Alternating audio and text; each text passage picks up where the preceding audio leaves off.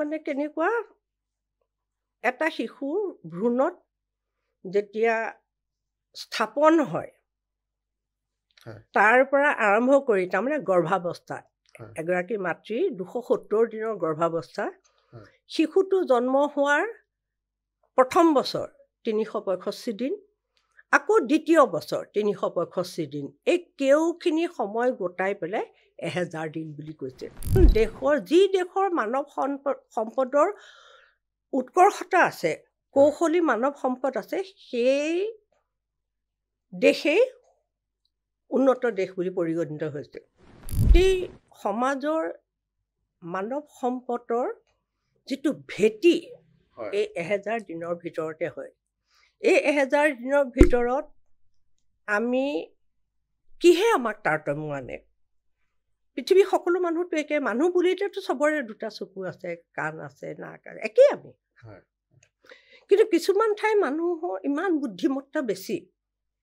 অনুন্নত দেশৰ মানুহৰ বুদ্ধিমত্তা কম কিহে তাৰতম্য আনে মাত্ৰ খাদ্য আৰু আমাৰ শৰীৰে যি ধৰণে এই খাদ্যক শোষণ কৰিব বা হজম কৰি শোষণ কৰিব কামত লগাব সেই তাৰতম্যটোৰ ওপৰতে আচলতে গোটেই কথাটো নিৰ্ভৰ কৰে গৰ্ভধাৰণৰ সময়ত গম নোপোৱাকে যদি গৰ্ভধাৰণ কৰে তেতিয়াও যাতে ভ্ৰূণটোৰ স্থাপিত ভ্ৰূণটোৰ যাতে কোনো বিসংগতি নাহে তাৰ কাৰণে আগৰ পৰাই তৈয়াৰ কৰে এতিয়া প্ৰাকৃতিক স্বাভাৱিকভাৱে সন্তান জন্ম হ'ল তাৰ লগে লগে মাতৃ স্তনত দুগ্ধৰ সঞ্চাৰ হয় নমস্কাৰ আজি আমাৰ জুনিয়ৰ ৰংমনৰ পডকাষ্ট চেনেললৈ এগৰাকী নতুন আলহী আমি নিমন্ত্ৰণ কৰি আনিছোঁ তেওঁ অসমৰ এগৰাকী সুসন্তান আৰু তেখেত এটা বিশেষ দিশত পৰিচিত আজি তেওঁৰ সৈতে আপোনালোকক চিনাকি কৰি দিবলৈ পাই আমিও যথেষ্ট সুখী অনুভৱ কৰিছোঁ যাক এগৰাকী ফুড নিউট্ৰিচনিষ্ট আচলতে ইংৰাজীত ক'ব নালাগে তথাপিও মই কৈছোঁ যে খাদ্য পৰিপুষ্টি বিভাগটো এটা খুব জটিল আৰু যথেষ্ট বহল পৰিসৰৰ বিষয় সেই খাদ্য পৰিপুষ্টিৰ বিষয়টোত ওতঃপ্ৰোতভাৱে জড়িত হৈ থাকি আমাৰ অসমৰ লগতে ভাৰতৰো বিশেষ পৰিচিত এগৰাকী ব্যক্তিত্ব যাৰ নাম ডক্টৰ বাসন্তী বৰুৱা তেখেত আজি আমাৰ অনুষ্ঠানত উপস্থিত আছে আশা কৰোঁ আপোনালোকে তেখেতৰ পৰা বহুমূলীয়া যিখিনি উপদেশ লাভ কৰিব আপোনালোকৰ সকলোৰে কামত আহিব নমস্কাৰ বাইদেউ আমাৰ জুনিয়ৰ ৰংমনৰ আন এটি আজি খণ্ডলৈ পডকাষ্ট চেনেলৰ আন এটি খণ্ডলৈ আপোনাক সম্ভাষণ জনাইছোঁ আৰু আশা কৰোঁ আপোনাৰ সৈতে আমি যিখিনি কথা পাতিম আমাৰ দৰ্শকসকলেও শুনি ভাল পাব হয় নমস্কাৰ ৰাজখোৱাদেৱ হয় আজি পোনপ্ৰথমেই জুনিয়ৰ ৰংমনৰ তৰফৰ পৰা মোক একেবাৰে ঘৰৰ বাহিৰলৈ আনি এক সুধী সমাজক চিনাকি কৰি দিলে তাৰ কাৰণে মই বহুত ধন্যবাদ জনাইছোঁ জুনিয়ৰ ৰংমনক ধন্যবাদ জনাইছোঁ আৰু মই পৰম পিতা পৰমেশ্বৰকো ধন্যবাদ জনাইছোঁ যে এই মোৰ জীৱনৰ বিয়লি বেলাত আপোনালোকে মোক এগৰাকী দৰকাৰী মানুহ বুলি মাতি আনিছে মই নাজানো মই কি কৰিব পাৰিম কিন্তু মই যিখিনি আপুনি মোক আপোনাৰ লগত মোৰ যিখিনি কথোপকথন হ'ব সেইখিনিত মই সম্পূৰ্ণ সততা আৰু সজ্ঞানেৰে মোৰ যিখিনি দিবলৈ পাৰিম বুলি মই ভাবিছোঁ সেইখিনি দিবলৈ মই যত্নবান হ'ম আৰু পোনপ্ৰথমে মই আপোনাক সেইকাৰণে ধন্যবাদ জনাই লৈছোঁ এই মঞ্চ তৈয়াৰ কৰাৰ কাৰণে হয় ধন্যবাদ বাইদেউ আপোনাকো ধন্যবাদ জনাইছোঁ আমাৰ জুনিয়ৰ ৰংমনৰ ফালৰ পৰা আপোনাকো ধন্যবাদ জনাইছোঁ আপুনি যথেষ্ট ব্যস্ততাৰ মাজত আমাক আজি এইখিনি সময় দিয়াৰ কাৰণে এতিয়া বাইদেউ আমি কথা আৰম্ভণিতে কৈছিলোঁৱে যে আপুনি খাদ্য পৰিপুষ্টি বিশেষজ্ঞ হিচাপে বহু বছৰ ধৰি আপুনি জড়িত হৈ আছে তো এই বিষয়ে আৰম্ভণিটো আমি কেনেকৈ কৰা উচিত বুলি ভাবে খাদ্যৰ লগত জড়িত বিভিন্ন কথা বতৰা আছে এই পৰিসৰটো বহুত বহল যথেষ্ট বহল বহু মানুহে বহু কথা আজিও নাজানে, জানিও নাজানে। আৰু খোৱাৰ ক্ষেত্ৰত আজি বাণিজ্যিকৰণৰ বহুত ব্যৱস্থা বহল প্ৰখৰভাৱে বিয়পি পৰিছে। তাৰ বাবে মানুহ হয়তো আজিকালি কনফিউজড হৈ গৈছে বিভিন্ন ক্ষেত্ৰত। কি খাব, কি খালে ভাল, কি খালে বেয়া, কেনেকৈ খাব লাগিব ইত্যাদি বহু কথাই আমাৰ মনত প্ৰশ্ন উদ্ৰেক কৰে। তাৰ ভিতৰত আৰম্ভণিটো হয়তো কিবা এটা কথা দিয়ে আমি আৰম্ভ কৰিব লাগিব যে কোনখিনিৰ পৰা আৰম্ভ কৰিলে আমি কথাবিলাক বুজি পোৱাত সহজ হ'ব। গতিকে বাইদেউ আপোনাক এটা আমাৰ ফালৰ পৰা ৰিকুৱেষ্ট কৰিলোঁ যে এগৰাকী ব্যক্তি জন্মৰ পৰা আৰম্ভ কৰি কেনেদৰে আগবাঢ়িব লাগে খোৱা বোৱাৰ ক্ষেত্ৰত আপোনাৰ মুখেৰে আমি অকণমান জানিব বিচাৰিম। ধন্যবাদ। আপুনি কোৱা কথাটো একেবাৰে সত্য। ক'ৰ পৰা আৰম্ভ কৰিম, ক'ৰ পৰা আৰম্ভ কৰিম, ক'ত শেষ কৰিম? আৰম্ভটো হ'বই লাগিব। সেই আৰম্ভ হ'ব লাগিব। মই ভাবিছোঁ যে যিহেতুকে মানুহৰ খোৱা বা খাদ্য আৰু পৰিপুষ্টিৰ বিষয়ে ক'ব পৰা মোৰ অকণমান সুবিধা আছে, মই জ্ঞান আছে বুলি নকওঁ, সুবিধা আছে। সেইখিনি কিমান যুক্তিসন্মতভাৱে আগবঢ়াব পাৰিম যদি এটা আৰম্ভণি থাকে। সেই আৰম্ভণিটো যদি আমি ভাবোঁ যে মানুহৰ জীৱনৰ আৰম্ভণিৰ পৰা মানে এটা যেতিয়া শিশু জন্ম হ'ব, সেই জন্ম প্ৰথমতে মাতৃগৰ্ভত স্থিতি ল'ব। আমি তাৰ পৰাই আৰম্ভ কৰোঁ নেকি অকণমান? নিশ্চয় বাইদেউ, আপুনি এইখিনিৰ পৰাই আমি বিচাৰোঁ যে আৰম্ভণিটো জন্মৰ সময়ৰ পৰাই আৰম্ভ হওক। প্ৰথমতে সেইটোকে আৰম্ভ কৰোঁ। তাৰপিছত যিখিনি সেই বুলিয়ে আকৌ আমি যিমানখিনি মানুহ আমাৰ এতিয়া আছে, প্ৰত্যেকটো স্তৰৰ মানুহ, আমি কাকো বাদ দিব নোৱাৰোঁ। নিশ্চয় গোটেইখিনি লগ লাগিহে আমাৰ সমাজ হৈছে। গোটেইখিনি লগ লাগি প্ৰথমতে এটা পৰিয়াল হৈছে, তাৰপিছত এখন সমাজ হৈছে, এখন দেশ হৈছে। কিন্তু আমি প্ৰথমতে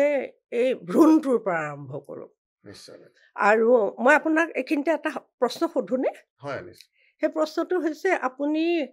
এই যে কালজয়ী বিকাশ লক্ষ্য ধৰিব পৰা নাই চাগে ন? ছাষ্টেইনেবল ডেভেলপমেণ্ট গ'ল, অসমীয়াতে কৈছোঁ মই। ছাষ্টেইনেবলটো কালজয়ী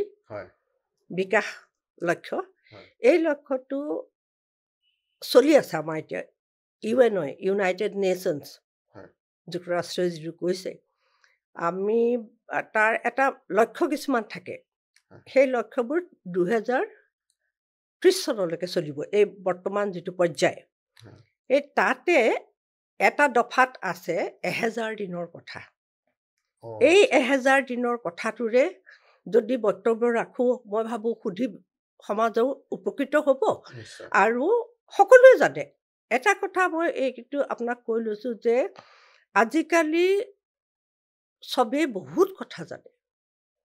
আৰু এইটো আমাৰ কি কয়, এইটো মোবাইল কয় নে ইণ্টাৰনেট কয় নে কি, তাৰ অৱদান। ভালটো ভালেই, চবেই চব কথা জানে। কিন্তু আমি সেই তথ্য, এতিয়াতো তথ্য বিস্ফোৰণ হৈ আছে, এই তথ্য আমি কোনখিনি বাছি ল'ম আমাৰ নিজৰ কাৰণে, সেইটোৰ ওপৰত গুৰুত্ব আৰোপ কৰা উচিত। গতিকে মই এই 1000 দিনৰ কথাটো, এই 1000 দিনৰ কথাটো মানে কেনেকুৱা, এটা শিশুৰ ভ্ৰূণত যেতিয়া স্থাপন হয় তাৰ পৰা আৰম্ভ কৰি, তাৰমানে গৰ্ভাৱস্থা, এগৰাকী মাতৃৰ 270 দিনৰ গৰ্ভাৱস্থা, শিশুটো জন্ম হোৱাৰ প্ৰথম বছৰ 365 দিন, আকৌ দ্বিতীয় বছৰ 365 দিন, এই কেওখিনি সময় গোটাই পেলাই 1000 দিন বুলি কৈছে। কথাটো আপুনি ধৰিব পাৰিছেনে? হয় বাইদেউ, প্ৰথম মানে ভ্ৰূণত যে ভ্ৰূণ স্থাপিত হোৱাৰ পিছত আকৌ শিশুটি জন্ম হোৱাৰ প্ৰথম বছৰ আৰু তাৰ লগত আৰু এটা বছৰ যোগ কৰি মুঠতে 1000 দিন বুলি এইখিনি কথা প্ৰথমতে সাঙুৰি লৈছে। কিন্তু এইটোৱে নাই বুজা যে বাকীখিনিক অৱহেলা কৰিছে। প্ৰত্যেকটো বহুত বহুত দফা আছে। আৰু এই 1000 দিনৰ কথা আপুনি শুনি থাকিব বহুত। যদি আপুনি চেমিনাৰ যায় বা আপুনি নিশ্চয় ৱেবিনাৰো শুনে আৰু বহুতো সময়ত এই কথাটো আপোনাৰ আলোচিত হৈ থাকে এই আলোচিত হৈ থাকে তেতিয়া প্ৰশ্ন হয়তো আহিব পাৰে বা কোনোবাই গুৰুত্ব সহকাৰে লয় কোনোবাই নলয় মই কিন্তু পৰিপুষ্টি বিশেষজ্ঞ হিচাপে এইটোত মই গুৰুত্ব আৰোপ কৰিবলৈ মই যত্নবান হ'ম আৰু সকলোকে মই এই বিষয়ে জাগৃত কৰিবলৈ আহ্বান জনাম নিশ্চয় বাইদেউ আপোনাৰ দ্বাৰাও এই কথাখিনি বিতংভাৱে জানিবলৈ পালে আমাৰ দৰ্শকসকলো উপকৃত হ'ব হয় এই 1000 দিনৰ কথাটো হৈছে কি আমি প্ৰত্যেকটো কথাত সুস্বাস্থ্যৰ যদি অধিকাৰী হ'ব খোজো আৰম্ভণিতে এই শিশুটো ভ্ৰূণত স্থাপিত হোৱাৰ পৰা আৰম্ভ যদি কৰোঁ তেতিয়াহ'লে সেইখিনি প্ৰায় সজাগ হ'ব লাগিব তাৰ অকণমান আগৰ পৰাও সজাগ হ'ব লাগিব নিশ্চয় আৰু এই যে আমিও ক'ব পাৰোঁ যে জন্ম নোহোৱা শিশুটোকেইনো আমি প্ৰথমতে কিয় ধৰিলোঁ ক'ব পাৰোঁ ইয়াৰ গূঢ়াৰ্থ আছে ইয়াৰ গূঢ়াৰ্থ এইকাৰণেই আছে আমি নিজকে মানৱ সম্পদ বুলি কওঁ মানৱ সম্পদ বুলি ক'বলৈ আমি কৌশলী মানৱ সম্পদ হ'ব লাগিব আৰু কৌশলী মানৱ সম্পদ হ'লেহে এখন দেশৰ যি দেশৰ মানৱ সম্পদৰ উৎকৰ্ষতা আছে কৌশলী মানৱ সম্পদ আছে সেই দেশেই উন্নত দেশ বুলি পৰিগণিত হৈছে আচলতে এই মানৱ সম্পদৰ ওপৰত ভিত্তি কৰিহে এখন দেশৰ উন্নতিৰ কথা কয় যেনেকৈ উন্নয়নশীল দেশ কয় উন্নত দেশ কয় অনুন্নত দেশ কয় এইটো কিহৰ ওপৰত ভিত্তি কৰে আপোনালোকে চাগে ভাবে যে কল কাৰখানাৰ ওপৰত ভিত্তি কৰি হয় নেকি বহুত ধনী মানুহৰ ওপৰত ভিত্তি কৰি হয় নেকি আচলতে কথাটো তেনেকুৱা নহয় তেনেকুৱাকেও ভবা যায় চাগে আচলতে এই মানৱ সম্পদ যিখন দেশত জন্ম হোৱা শিশুৰ মৃত্যুৰ হাৰ আটাইতকৈ কম সেইখন দেশক আটাইতকৈ উন্নত দেশ বুলি কয় আৰু এই 1000 দিনৰ কথাটো আচলতে হয় গোটেই সমাজৰ মানৱ সম্পদৰ যিটো ভেটি এই 1000 দিনৰ ভিতৰতে হয় এই 1000 দিনৰ ভিতৰত আমি কিহে আমাক তাৰতম্য আনে পৃথিৱীৰ সকলো মানুহতো একে মানুহ বুলিতো চবৰে দুটা চকু আছে কাণ আছে নাক আছে একেই আমি কিন্তু কিছুমান ঠাই মানুহৰ ইমান বুদ্ধিমত্তা বেছি অনুন্নত দেশৰ মানুহৰ বুদ্ধিমত্তা কম কিহে তাৰতম্য আনে মাত্ৰ খাদ্য আৰু আমাৰ শৰীৰে যি ধৰণে এই খাদ্যক শোষণ কৰিব বা হজম কৰি শোষণ কৰিব কামত লগাব সেই তাৰতম্যটোৰ ওপৰতে আচলতে গোটেই কথাটো নিৰ্ভৰ কৰে যেতিয়া পৰ্যাপ্ত পৰিপুষ্টি থাকিব হয়তো অকণমান ইফাললৈ যাব পাৰোঁ কিন্তু পৰ্যাপ্ত পৰিপুষ্টিৰ কথা এইকাৰণেই ক'ব লাগিব যে পৰ্যাপ্ত পৰিপুষ্টিৰ ওপৰত ভিত্তি কৰিয়েই তাৰতম্যটো আহে বুলি মই ক'লোঁ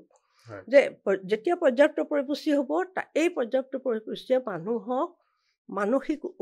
উৎকৰ্ষতা আনে মনোযোগ বঢ়ায় আৰু অনুভূতিৰ স্বচ্ছতা আনে হয় বাইদেউ এইখিনিতে মই কথা এটা জানিব বিচাৰিম আপুনি যিখিনি কথা এতিয়া ক'লে মানে এই যে প্ৰথম ভ্ৰূণত স্থাপিত হোৱাৰ পিছৰ যিখিনি আৰু 1000 দিন যিটো ভিতৰত সামৰি লৈছে আপুনি তাৰমানে এই 1000 দিনৰ ভিতৰতে যিখিনি পৰিপুষ্টি লাভ কৰে এজন শিশুৱে সেইখিনিৰ ওপৰতে তেওঁৰ পৰৱৰ্তী কালত তেওঁৰ মগজুৰ বিকাশ কেনেধৰণৰ হ'ব সেইটো ডিপেণ্ড কৰে হয় মই মগজুৰ বিকাশলৈ অহাই নাছিলোঁ এইকাৰণে যে প্ৰথমতে পৰ্যাপ্ত পৰিপুষ্টি লাগিব আৰু কিয় মই ক'লোঁ যে আমি 1000 দিনটো কিয় বাছি উলিয়ালে গৱেষণা কৰিহে উলিয়াইছে এই আপুনি যিটো কথা ক'লে মগজুৰ বিকাশ হয় সেইটোৱে গূঢ়াৰ্থ আপোনালোকে নিশ্চয় জানে আজিকালি সকলোৱে সকলো কথা জানে এই যে ভ্ৰূণটো যেতিয়া স্থাপিত হয় মাতৃগৰ্ভত আপুনি এইটো কথা জানেনে যে মগজুৰ আৰম্ভণি ভ্ৰূণটো স্থাপিত হোৱাৰ 17 পৰা 20 দিনৰ ভিতৰতে আৰম্ভ হয় জানি আচৰিত কথা নহয়নে জানি ভাল লাগিলে আৰু মগজু প্ৰত্যেকটো কথাৰ যিটো প্ৰাণ কেন্দ্ৰ হয় সেয়াৰ আৰম্ভণি হয় 20 দিনত ভ্ৰূণ স্থাপন হোৱাৰ 20 দিনৰ ভিতৰত 17 পৰা 20 দিন আৰু 20 দিনৰ ভিতৰত নিউৰেল টিউব বুলি যিটো কয় সেইটো আৰম্ভ হয় তাৰপিছত মগজুৰ যিটো আকাৰ সেইটো আপোনাৰ 23 দিনত মই 20 দিন ক'লো নেকি নহয় 23 দিনত আৰু সেইখিনি সময়ত ভ্ৰূণটোৱে একো নাজানে খালি জানে যে বাঢ়িবৰ কাৰণে খাদ্য লাগিব পৰিপুষ্টি লাগিব আৰু মাকৰ পৰাই আহৰণ কৰিব আৰু মগজু বিকাশৰ কাৰণে একমাত্ৰ খাদ্য হৈছে ফলিক এচিড মানে সেই সময় ফলিক এচিড এই যে ভ্ৰূণ স্থাপন হ'ল মগজুৰ আকাৰ ল'লে তেতিয়া অন্য একো নালাগে খালি ফলিক এচিড লাগে সেইকাৰণে আৰু যিহেতুকে ভ্ৰূণ স্থাপন হোৱাৰ ইমান কম সময়ৰ ভিতৰত মানুহে জনাৰ উপায় নাই ইমান সময় তেতিয়া কি হ'ব সেইকাৰণে এই মাকগৰাকী যি মাক হ'বলৈ যাব তাৰ আগৰ পৰাই ফলিক এচিডৰ মাত্ৰা ঠিকে আছেনে এই বিষয়ে সজাগ হ'ব লাগিব আজিকালি চৰকাৰেও আঁচনি লৈছে এই কিশোৰীবিলাকৰ পৰাই আৰম্ভ কৰে আচলতে ফলিক এচিড দিবলৈ বহুত উন্নয়নমূলক আঁচনি আছে নহয় এইবিলাকৰ পৰাই তেতিয়া তাতে আজিকালি আগতে কিশোৰীক ধৰা নাছিলে অকল গৰ্ভাৱস্থাৰ পৰা আৰম্ভ কৰিছিলে কিন্তু এতিয়া যেতিয়া দেখিলে যে এটা প্ৰস্তুত কৰিব লাগে শৰীৰটোক প্ৰস্তুত কৰি তুলিব লাগিব সেইকাৰণে কিশোৰী অৱস্থাৰ পৰাই এই ফলিক এচিড উপৰুৱা কৰি দিয়ে বাইদেউ এইখিনিতে এটা কথা যিহেতু এতিয়ালৈকে আপুনি গৰ্ভস্থ সন্তানৰ খাদ্য পৰিপুষ্টিৰ ওপৰতে কথাখিনি কৈ আছে তাৰ মাজত হয়তো দৰ্শকৰ কোনোবাই জানিব বিচাৰিবও পাৰে যে আপুনি যে ক'লে ফলিক এচিডটো এইটো সময়ত খুবেই প্ৰয়োজন এই ফলিক এচিডটো নিশ্চয় মাকগৰাকীয়ে গ্ৰহণ কৰিব লাগিব আৰু এই ফলিক এচিডৰ ভিতৰত আপুনি কেনেকুৱা ধৰণৰ খাদ্যবিলাকেৰে তেওঁক পৰিপুষ্টি দিব বুলি আপুনি ক'ব বিচাৰে মই সেই বিষয়ে অকণমান পিছত ক'ম আপোনাক এইটো কথা মই ভাবিছোঁ যে এতিয়া আমি কোনটোত গুৰুত্ব আৰোপ কৰিছোঁ 1000 দিনৰ কথা আৰু ভ্ৰূণ স্থাপন হোৱাৰ এই প্ৰথম সময়খিনিত কিয় গুৰুত্বপূৰ্ণ সেইটোৰ ওপৰত আমি কৈছোঁ লাহে লাহে নিজেই গোটেই কথাটো সাঙুৰ খাই পৰিব কিহৰ পৰা আহিব কি কৰিব কিন্তু এই ফলিক এচিডৰ যেতিয়া মই কথাটো ক'লোঁ আজিকালি চৰকাৰৰ তৰফৰ পৰা বৰ সুন্দৰ আঁচনি আছে যিটো কথা ক'লোঁ যে কিশোৰীগৰাকীকো আজিকালি আগতে কিশোৰীসকলক নিদিছিলে উপৰুৱা হেৰি আইৰণ দিয়ে ফলিক এচিড দিয়ে আকৌ যেনেকৈ কুকুৰীকণা হ'ব বুলি খাদ্যপ্ৰাণ দিয়ে তেনেকুৱা আঁচনিৰ ভিতৰত আজিকালি কিশোৰীসকলকো সামৰি লয় যাতে কোনো ধৰণৰ বিসংগতি আহিব নোৱাৰে গৰ্ভধাৰণৰ সময়ত গম নোপোৱাকৈ যদি গৰ্ভধাৰণ কৰে তেতিয়াও যাতে ভ্ৰূণটোৰ স্থাপিত ভ্ৰূণটোৰ যাতে কোনো বিসংগতি নাহে তাৰ কাৰণে আগৰ পৰাই তৈয়াৰ কৰে কিমান সুন্দৰ কথা ভাবকচোন চৰকাৰে কিমান চেষ্টা কৰে মানুহৰ ভালৰ কাৰণে কোনে কিমান ব্যৱহাৰ কৰিছে সেইটো বেলেগ কথা এই যে মগজু আৰু 1000 দিনৰ 2 বছৰৰ বয়সলৈকে শিশুটিক যে ধৰে ইয়াৰ মূল মন্ত্ৰটোৱে হৈছে প্ৰথম মগজুৰ বিকাশৰ ওপৰত ভিত্তি কৰিয়েই হৈছে আচলতে এই যে মগজুৰ বিকাশ গৰ্ভাৱস্থাত 75 পৰা 80% মগজুৰ বিকাশ হৈ যায় তাৰপিছত প্ৰথম 2 বছৰত এই যে জন্মৰ 2 বছৰলৈকে এই প্ৰক্ৰিয়া চলি থাকে 15 জন্মৰ পিছত আপোনাৰ আৰু 15% বিকশিত হ'ব তাৰপিছত কিন্তু এই বিকশিত হোৱাৰ যিটো ধৰণে মগজুৰ গঠন হয় সেইটো 6 বছৰৰ ভিতৰত 6 বছৰ বোলোতে এইটো 1000 দিনৰ ভিতৰত নাই অহা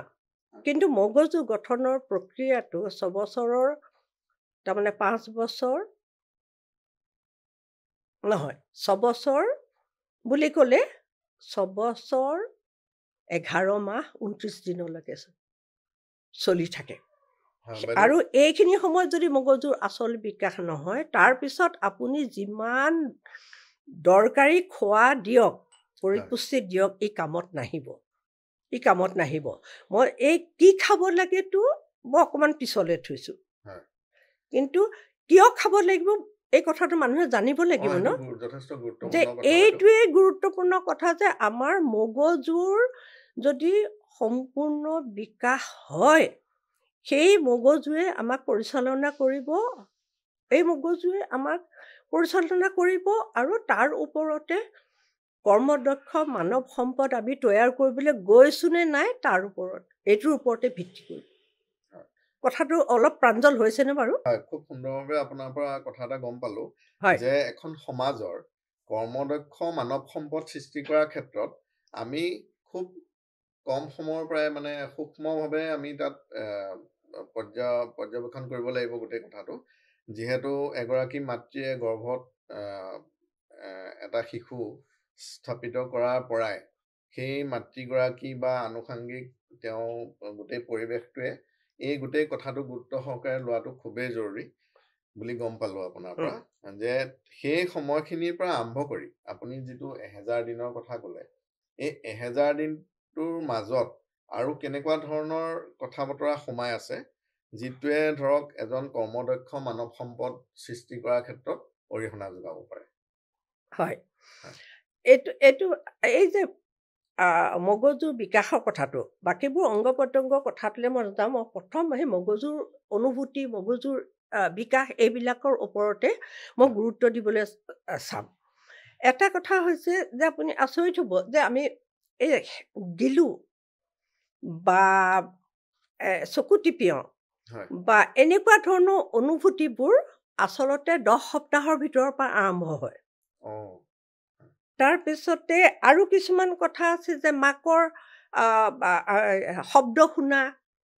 শব্দ মানে মাকৰ বুলিয়েই নহয় যিকোনো শব্দ শুনা বা কথোপকথন শুনা বা ঘ্ৰাণ লোৱা এইবিলাকৰ কৰোঁ আপোনাৰ 20 সপ্তাহৰ ভিতৰত মই বোধ কৰোঁ ভুল কৰা নাই 20 সপ্তাহৰ ভিতৰত আৰম্ভ হৈ যায় আৰু 27 সপ্তাহ মানত মাকৰ মাত শুনিবলৈ আৰম্ভ কৰে এইখিনি চব গৰ্ভাৱস্থাৰ কথা কৈ আছো যে এইখিনি এই যে গৰ্ভাৱস্থাত তাৰপিছতে আকৌ ভ্ৰূণটো গৰ্ভৰ পৰা যেতিয়া মানে জন্ম ল'ব সেইখিনি পাহৰি আহিব এইটো কথা নহয় সেইখিনি লৈহে তেওঁ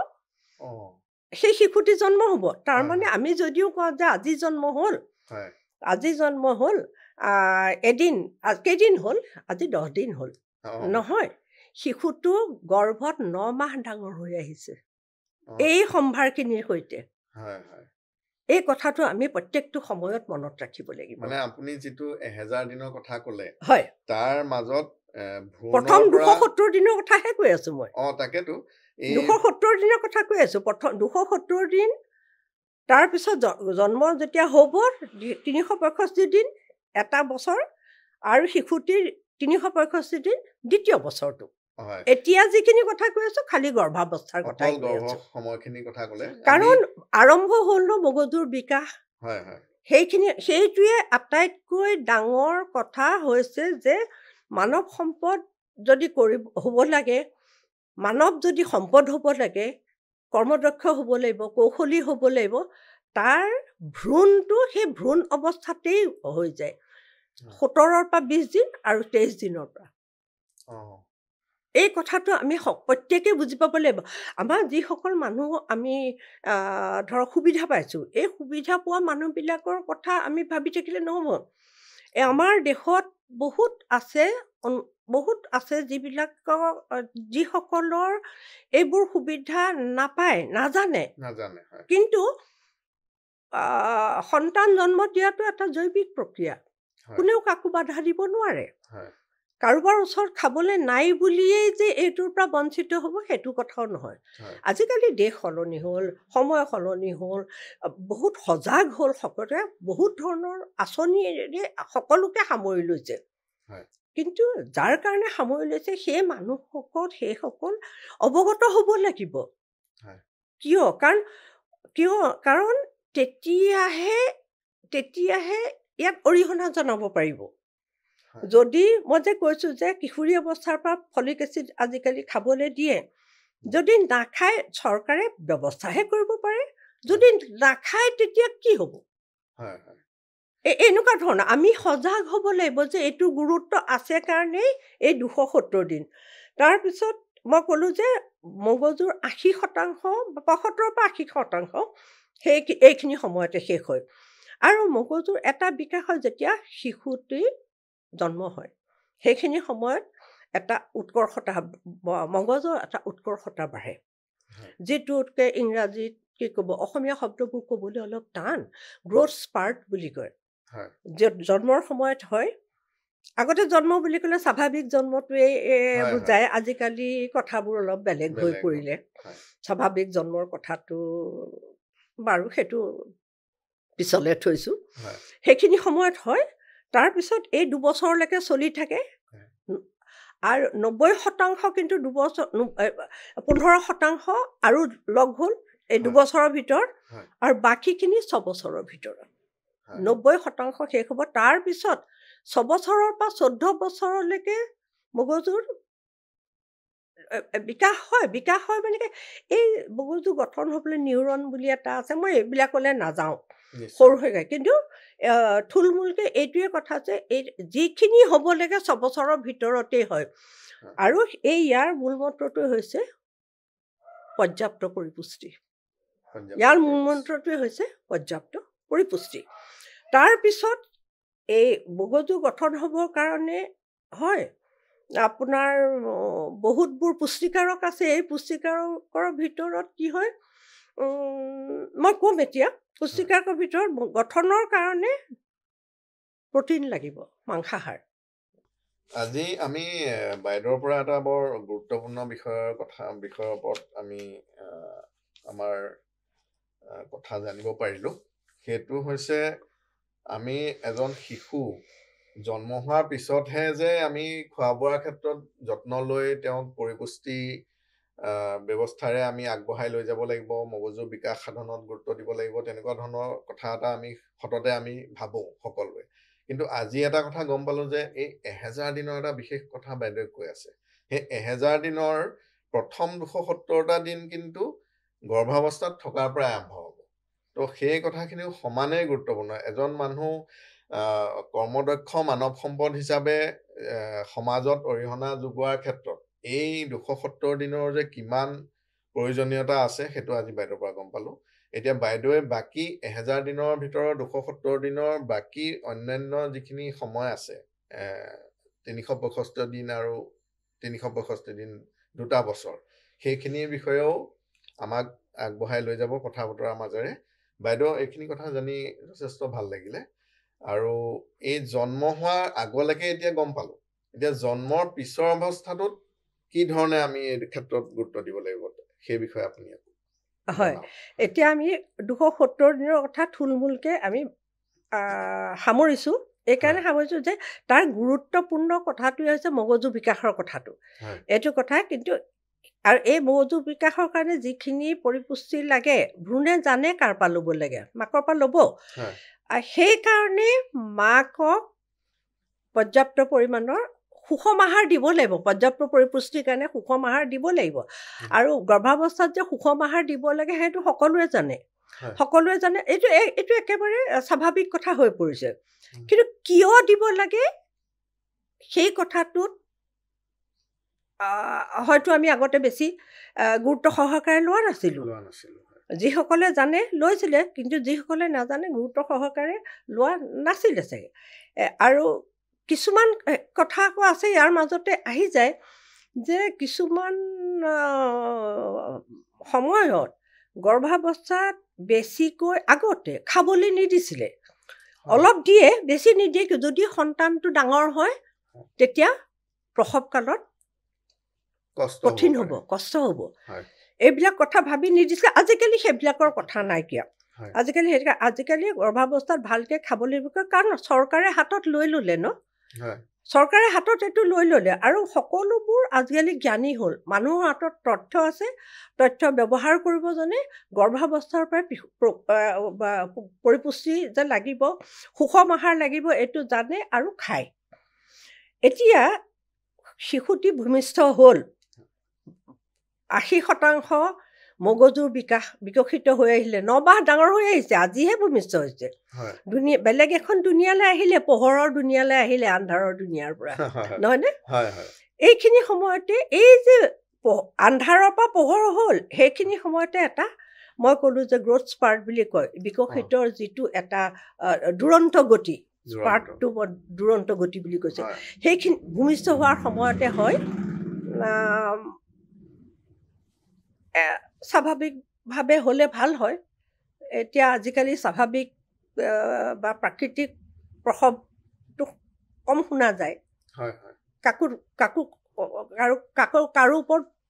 কোৱা নাই একোবৰ কথা দোষাৰোপ কৰিব খোজা নাই কিন্তু কম হয় বেছি কথা হস্পিটেলত জন্ম হয় আৰু আগতে যি ধৰণে হৈছিলে বাৰু যি কাৰণেই নহওক যেতিয়া ভূমিষ্ঠ হ'ল এই ভূমিষ্ঠ হোৱাৰ পিছত আমি কি কৰিম আপুনি বৰ সুন্দৰ প্ৰশ্ন সুধিছে তেতিয়া আৰু ব্যৱস্থা হৈয়ে আছে মাকক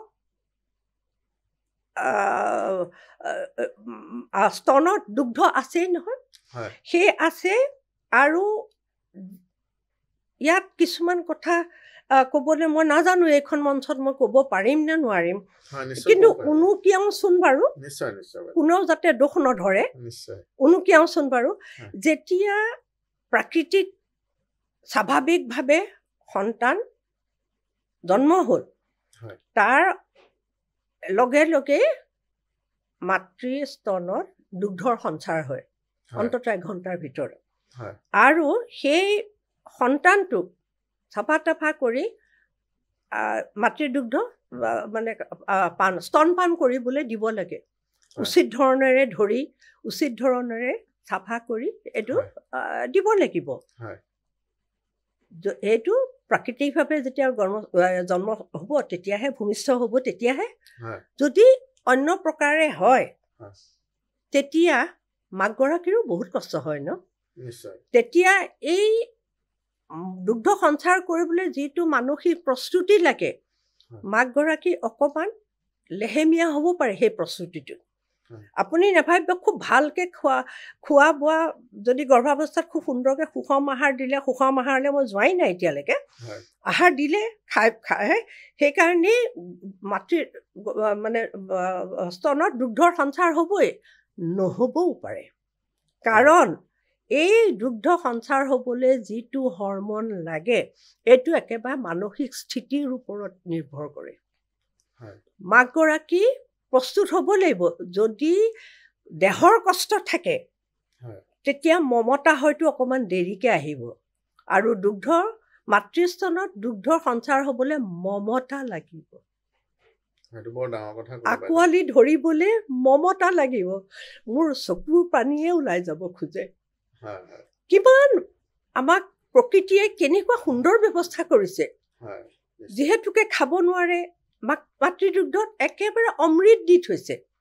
কিন্তু যদি স্বাভাৱিকভাৱে জন্ম হ'ল তেতিয়া মাকগৰাকী প্ৰস্তুত হৈ থাকিব যদি নহয় আকৌ এটা ঘূণ লাগি গ'ল ন এটা কষ্ট এটা আহি গ'ল তথাপিও এটা প্ৰচেষ্টা ৰাখিবই লাগিব আগৰে পৰা মাকগৰাকীক প্ৰস্তুত কৰিব লাগিব মানসিকভাৱে প্ৰস্তুত কৰিব লাগিব যাতে সামান্য কষ্ট আঁতৰত ৰাখি শিশুটিক 1 ঘণ্টাৰ ভিতৰত যাতে সাৱটি ধৰিব পৰা ক্ষমতাকণ তেওঁ ৰাখে আৰু মাতৃ স্তনপান কৰাবলৈ যি ধৰণেৰে প্ৰস্তুতি চলাব লাগে এইটো আগতেই শিকাব লাগিব সকলোকে যিসকলৰ সুবিধা আছে সেইকাৰণে শিকিলে মই সকলৰ কথাও কৈছোঁ আৰু যিসকলৰ অকণো সুবিধা নাই যাতায়াতৰ অসুবিধা আছে আছে এইবিলাকৰ কথা সেই সকলকো এই কথাটো শিকাব লাগিব যে মানসিক প্ৰস্তুতিয়েহে প্ৰকৃত দুগ্ধপাতত সহায় কৰে পৰিপুষ্টি কিমান তাত অৰ্হতা আছে ক'ব নোৱাৰোঁ কিন্তু মমতা লাগিবই আৰু যদিহে এইটো নহ'লেহেঁতেন বহুত মানুহ বহুত দুখীয়া মানুহ আমিতো দেখোঁ নহয় যে কেতিয়াবা শিশু ৰাস্তাত থকা এগৰাকী মানুহৰো শিশু জন্ম হয় তেওঁ কি কৰিব তেওঁ দুগ্ধপানেই কৰায় মানে এইটো বাইদেউ স্বাভাৱিক প্ৰক্ৰিয়া এটা এইটো স্বাভাৱিক প্ৰক্ৰিয়া এইটো হ'বই কিন্তু মন যাব লাগিব অথচ অতি মানে সচ্ছল পৰিয়ালৰ পৰা অহা এগৰাকী মাতৃয়ে কিন্তু দুগ্ধপান কৰাব নোৱাৰিবও পাৰে যদি এইটো অকল পৰিপুষ্টিৰ ওপৰত নিৰ্ভৰ কৰিলেহেঁতেন খাদ্যৰ ওপৰত নিৰ্ভৰ কৰিলেহেঁতেন তেতিয়াহ'লে এইটো সম্ভৱ নহ'লেহেঁতেন কাৰণ ভাল খাব দুগ্ধপান হ'বই স্তনপান কৰাব পাৰিবই এইটো নহয় এই যে মই কৈছোঁ এটা মমতা লাগিব আৰু যিটো মনস্তাত্ত্বিক পৰ্যায়ত মগজুৱে এইটো আহৰণ কৰি থ'ব লাগিব যে মোৰ সন্তান জন্ম হ'ব মই তাক মানে তাক বা মোৰ দুটা ল'ৰাৰ কাৰণে তাক আহে সেই সন্তানটিক মই দুগ্ধপান কৰাব লাগিব এইখিনিতে মই এটা কথা বুজিব পাৰিলোঁ যে দুগ্ধপান বা খাদ্যৰ লগত জড়িত যিটো বিষয় আছে এগৰাকী শিশু প্ৰাতঃ জন্ম হোৱা মানে যিগৰাকী শিশু তেওঁক দুগ্ধপান কৰাটোৱে ছাফিচিয়েণ্ট নহয় তাৰমানে তেওঁ দুগ্ধপান কৰাৰ লগতে যিগৰাকী মাতৃয়ে তেওঁক দুগ্ধপান কৰাব তেওঁ মানসিকভাৱেও সেই গোটেই পৰিঘটনাটোৰ লগত ইনভলভ হ'ব লাগিব সেইটোৱে মানসিকভাৱে এই প্ৰক্ৰিয়াটোৰ লগত যেতিয়া জড়িত হৈ পৰিব তেতিয়াহে মগজুলৈ বাৰ্তা যাব মগজুৱে জানিব মোৰ এতিয়া মোৰ এইটো শিশু জন্ম হ'ল মোৰ বাৰ্তাটো গ'ল যে মই এতিয়া এঘণ্টাৰ ভিতৰত আৰু একো খাব নোৱাৰে মাতৃ অমৃতেই পান কৰিব লাগিব সেই মাতৃ অমৃত পান কৰিবৰ কাৰণে কিন্তু মাকগৰাকী মানসিকভাৱে প্ৰস্তুত হ'ব লাগিব তেতিয়াহে সম্ভৱ হ'ব আৰু নহ'লে এই বহুত যিবিলাক মানুহ আৰ্থিকভাৱে সচ্ছল নহয় তেওঁলোকে দেখোন স্তনপান কৰাবই নোৱাৰিলেহেঁতেন নিশ্চয় এইটো মানে স্বাভাৱিক প্ৰক্ৰিয়া গৰ্ভত ধাৰণ কৰাটো স্বাভাৱিক প্ৰক্ৰিয়া সন্তান ভূমিষ্ঠ হোৱাটোও স্বাভাৱিক প্ৰক্ৰিয়া আৰু স্তনপান কৰাটো স্বাভাৱিক প্ৰক্ৰিয়া আমি একো চিন্তাই কৰিব নালাগে আচলতে নিজে হয় এতিয়া কথা হৈছে যে 270 দিন বাদ দি পেলাই আমি 365 দিনৰ প্ৰথম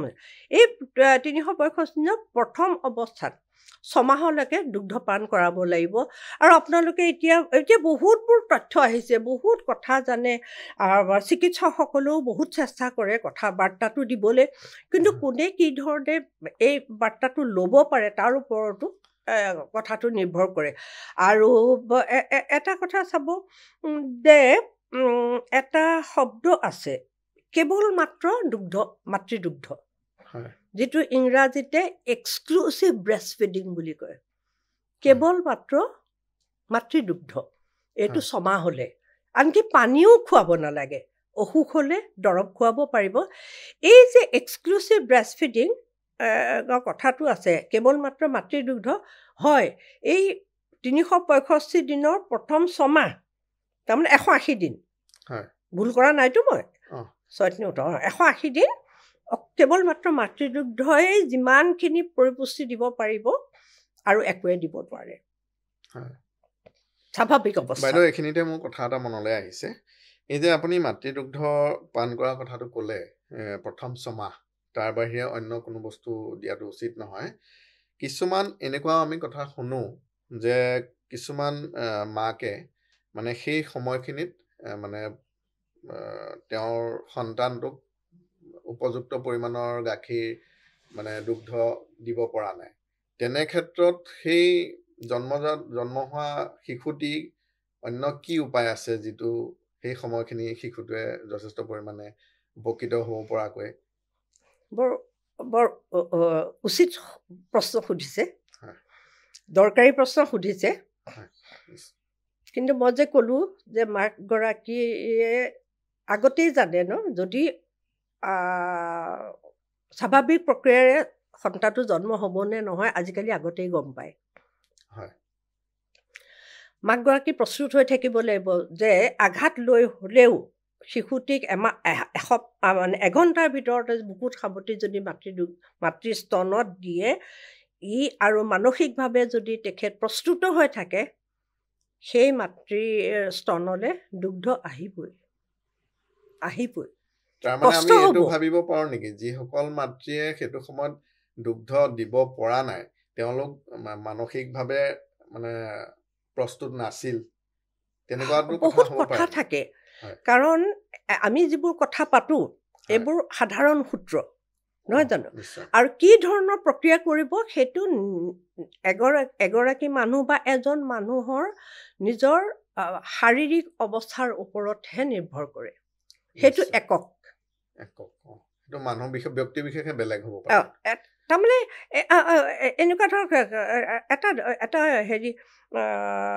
বেলেগ বেলেগ কথা নহয় জানো যেতিয়া আমি চায়েন্স বুলি কওঁ যেতিয়া চায়েন্স বিজ্ঞান বুলি কওঁ বিজ্ঞানটো গোটেই পৃথিৱীত একেই বিজ্ঞানটো একেই যেতিয়া প্ৰযুক্তি বুলি কওঁ তেতিয়া এটুকুৰা এটুকুৰা জাগাত বা এটা এটা ক্ষেত্ৰতহে প্ৰযুক্তিটো ওলায় চায়েন্স এণ্ড টেকন'লজি এইটো তেনেকুৱা ধৰক এইটো মাতৃস্তনৰ দুগ্ধ সঞ্চাৰ হ'বই এইটো সেইকে কিন্তু এগৰাকী মাতৃ কেনেধৰণে প্ৰস্তুত হৈছে মানসিকভাৱে কেনেকুৱা ধৰণৰ হৈছে আৰু স্তন বা দুগ্ধ মানে স্তনত দুগ্ধ সঞ্চাৰটো একেবাৰে মানসিক প্ৰক্ৰিয়া এটা হৰমন তাৰমানে হৰমনটো প্ৰডিউচ হ'ব লাগিব কি হৰমন সেইটো এতিয়া নালাগে আৰু সেইটো উৎপন্ন হ'ব লাগিব তেতিয়াহে মাতৃ দুগ্ধৰ সঞ্চাৰ হ'ব মানে স্তনৰ দুগ্ধৰ সঞ্চাৰ হ'ব যদি নহয় সেইটোৰ লগত আপোনাৰ মানসিকভাৱে এটা জড়িত থাকিব আৰু কোন মাতৃ কেনেকুৱা ধৰণে আগবাঢ়িছে সেইটো তেখেতসকলে নিজে জানিব লাগিব সেইকাৰণে সজাগতা লাগিব